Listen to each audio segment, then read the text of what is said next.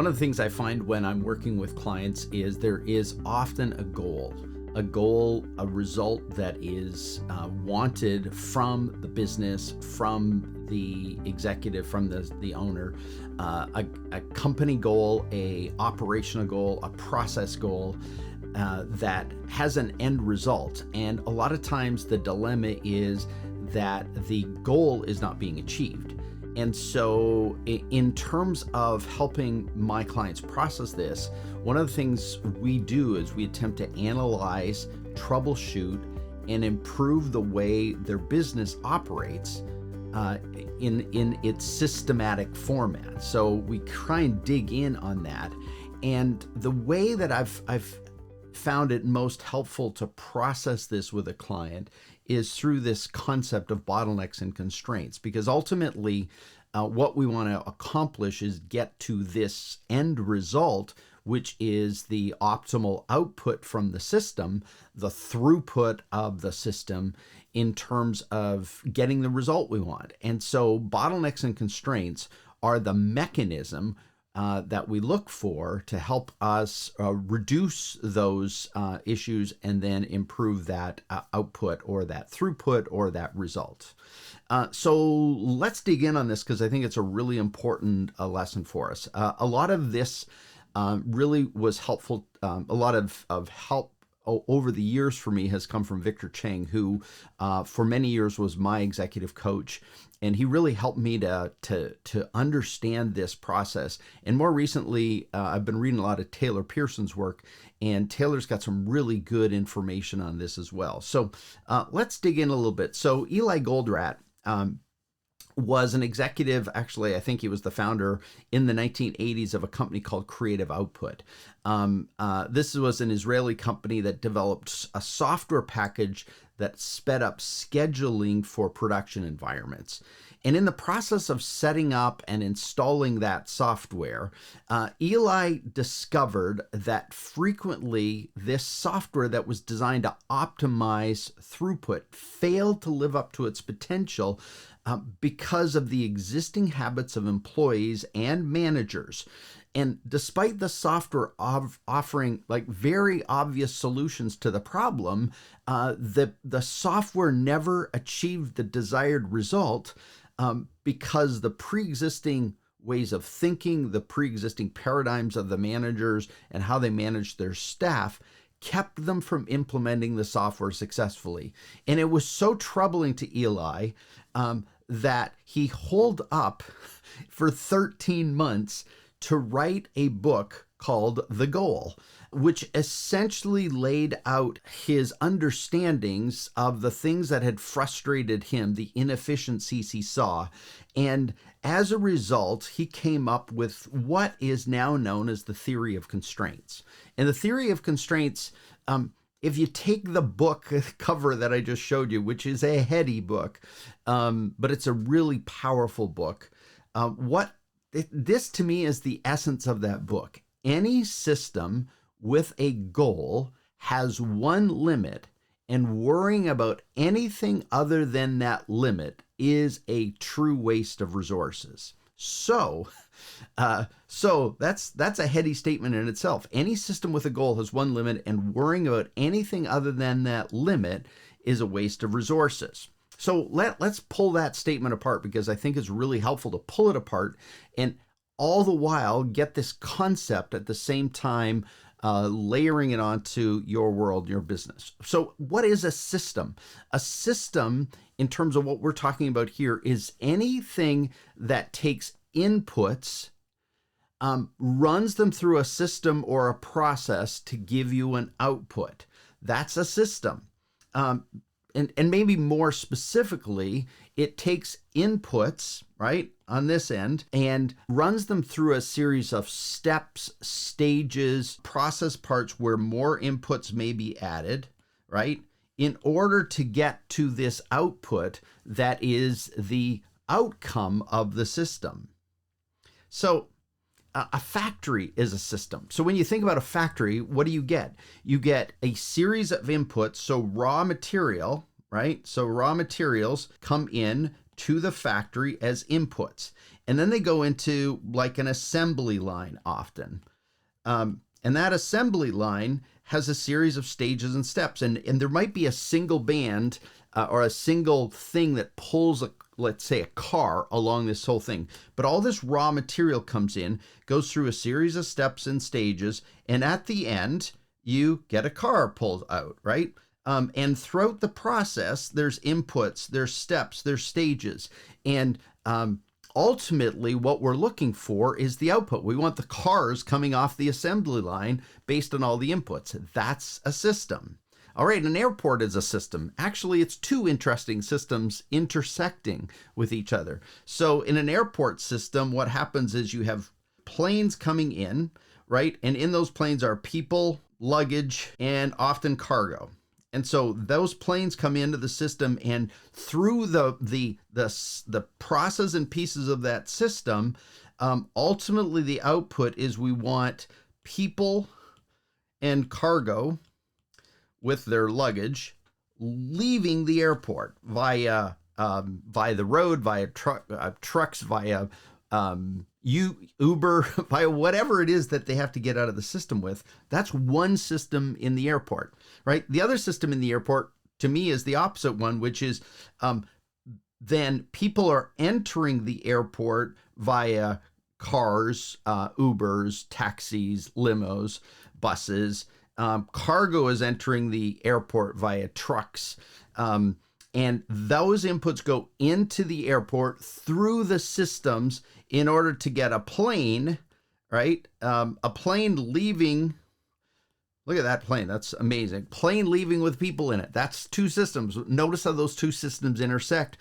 They're all happening at the same time. So an airport is a system with those particular processes and steps happening to create those outputs. Make sense? Your business is a system. You create inputs through that business, which delivers outputs. There's generally a series of steps. A lot of times these steps are actually unique parts of the business, right? So each step has a unique part. So when you go back and you think about another video in my foundation series that I taught, which was there are really four primary parts of the system. There's marketing and sales, there's operations, there's admin and finance, and there's leadership.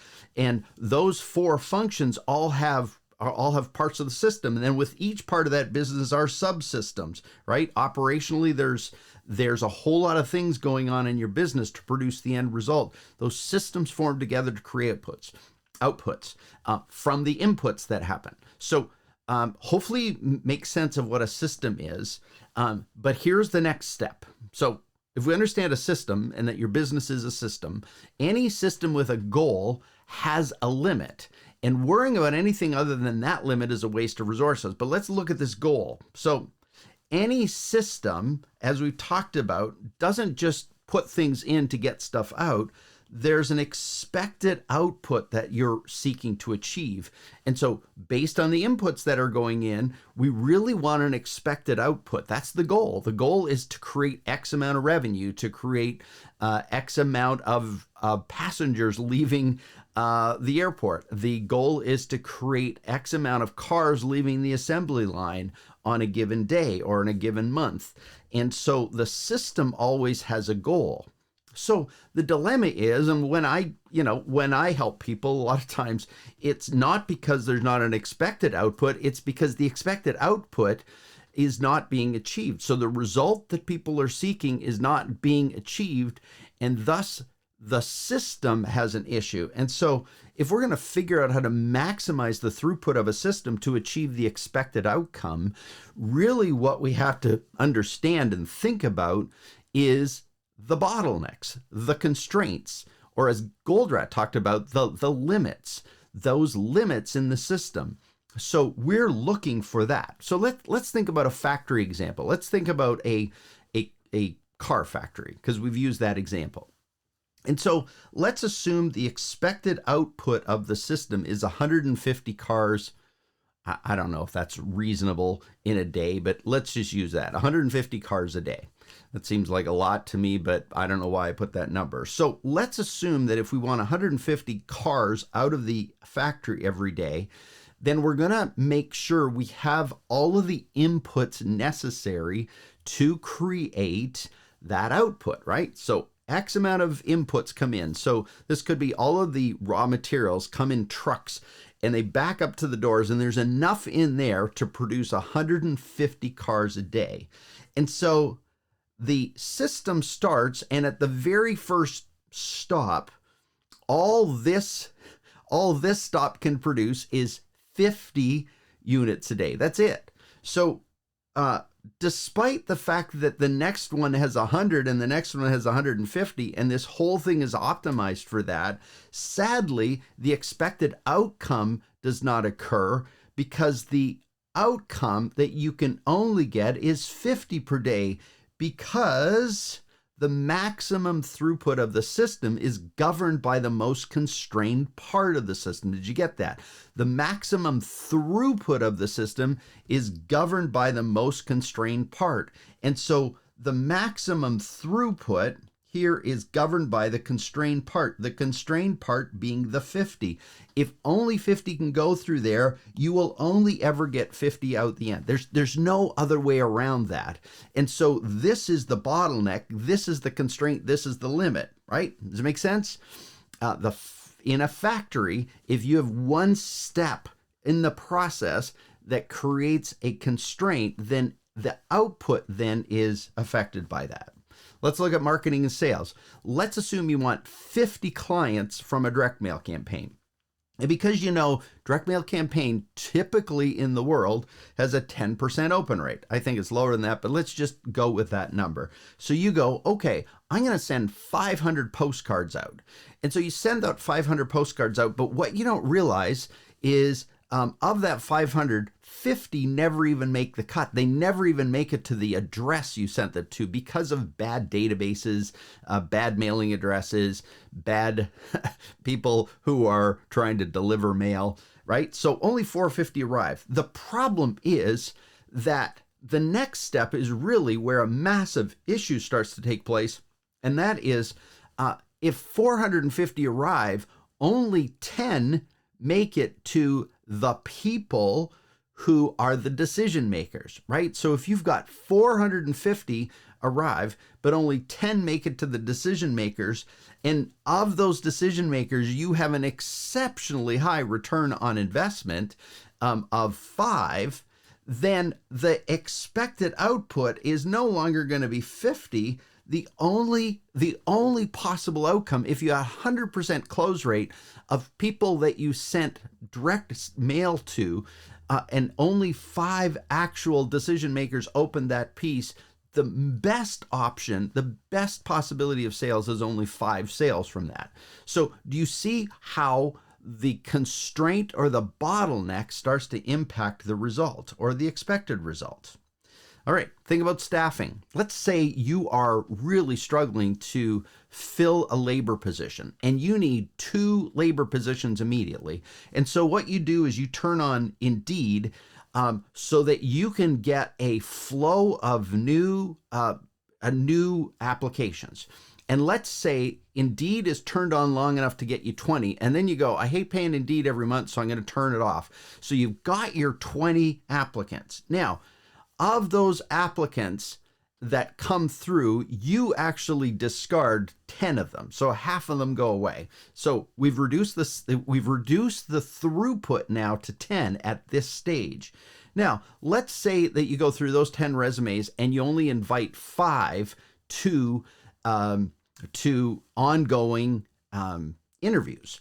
And through that process of interviews, through those stages and steps of the interview process, you have 5 people that go through, but only 3 make it to the end where you've interviewed them multiple times. And you're ready to make an offer, but here's the problem. You need to fill 2. You've only got 3 in the pipeline that made it to that final stage, but you may end up with 0 because there's another stage here where people got other opportunities and dropped out. You made them an offer that didn't show. All of that kind of stuff happens on a regular basis, and systems and processes are always giving themselves away. When you don't achieve the expected output, there's a function in here that's That's the constraint. That's the bottleneck that's continually bringing you back to the problem. So any system with a goal has one limit, and worrying about anything other than that limit is a waste of resources. So ultimately, what you want to be thinking about is not what's the expected output, which is the goal. It's recognizing that somewhere in that system I have a constraint, and that constraint is blocking the end result of what I'm trying to achieve. So here are some principles, and we're going to walk through these, but some principles to assist you find the one constraint or bottleneck in your system. And I'm going to read them now, but then we're going to go through them one by one to help you make sense of this. So first, define and map the specific system processes. If you've got a system and you've got a process to create an end result, you're going to define and map the specific system processes. Then you're going to count each activity at each step in the system, and I'll explain how that works. Then you're going to find the point of the greatest constraint, or where the bottleneck is, and then you're going to alleviate that bottleneck, and then you're going to rinse and repeat. You're just going to keep doing it. All right, so let's start with number one. Define and map the specific system processes. So what you want to do at this point is take the system that you're focused on, and if we go back to the factory model, you're going to take everything that comes in the front door, and you're going to map every step of the process along the assembly line. You're going to map every single one. You're going to map the transit, and this, I believe, is always best done in a diagram. It's best done in something that goes, okay, in the inputs come in here, and then we actually have, there's inputs, but they don't get added till here. So this goes down and goes to here. And then you're really processing through each step, and you're going to define each step. You're going to state what it is, and you're going to define what the inputs are at that stage and what happens next. So every step, every stage of the process to get you to that expected output, right? So if your expected output is 150, then you're going to map everything through that process to get to that result. And you're going to map the expectations of each step on the system to get you that result. All right. Secondly, then you're going to count each activity in the system. So this is really important. So it goes back to what we just talked about, right? Which is defining each step. But once you've defined the steps, then really what you want to do is count it. So let's say you've got 150 this coming in, and 150 of this coming in, and you got 150 of this coming in. So there's enough units, if they're all combined, to create this 150 output. Now, at this stage, 150 go in here, but of those, only X amount exit that system over a given period of time, right? So think about it, units per hour, if that's appropriate to your system and your model. So there's a certain amount of things happening over a period of time, and there's a certain amount of results. So let's say we're at 50 here, and then we're at 100, and then we're at 125, and then back here we're at 150. So we're able to process that, but that's what we're seeing in the system. So you're counting the actual system unfolding to see it work. All right. So once you've mapped it and then counted what's happening based on times, or based on units, or based on any combination of metric that you decide for a specific activity, now what you're going to do is find the point of the greatest constraint. And so when you think about this, if you've mapped the numbers, you're now starting to get an idea.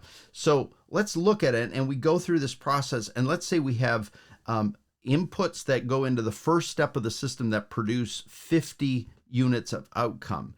And then we wait for, let's say, 30 minutes.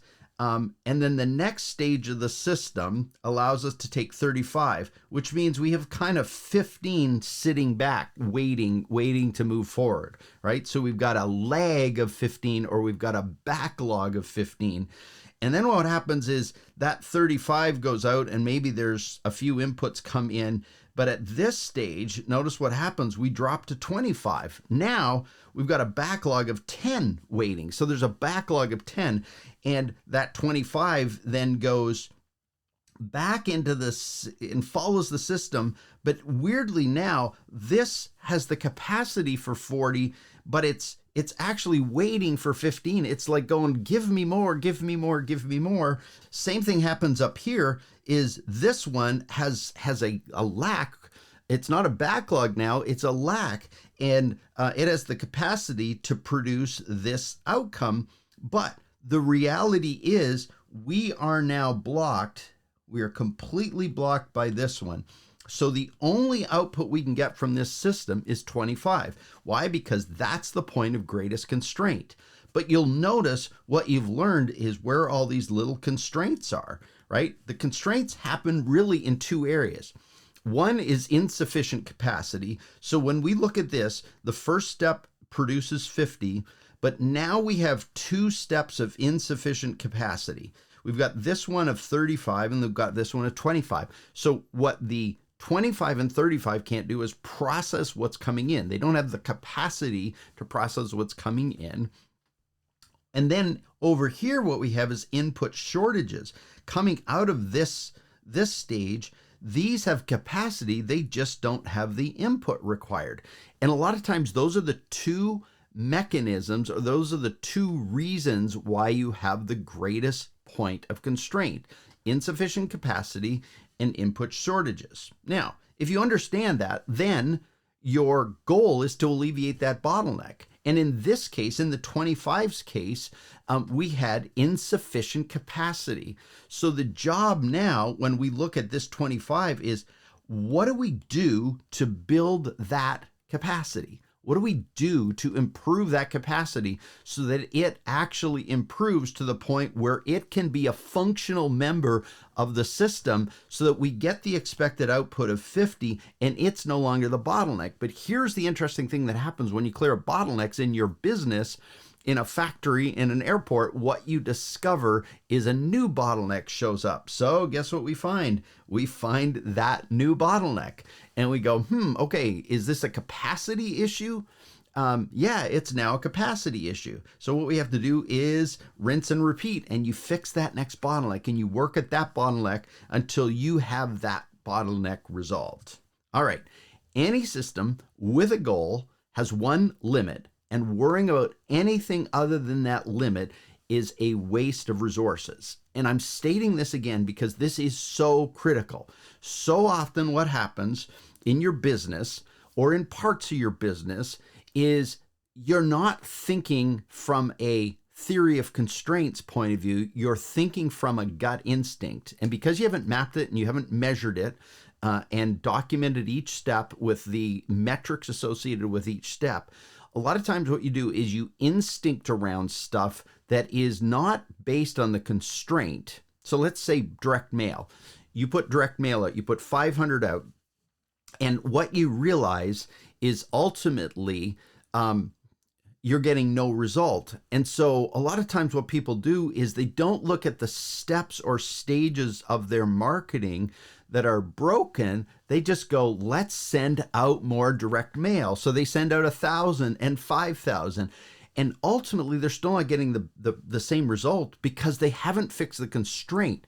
They've just thrown more at the problem. So you didn't fix the limitations and you didn't fix the capacity issues. You just actually threw more at a part of the problem that doesn't work. So when you think about this, any system with a goal has a limit.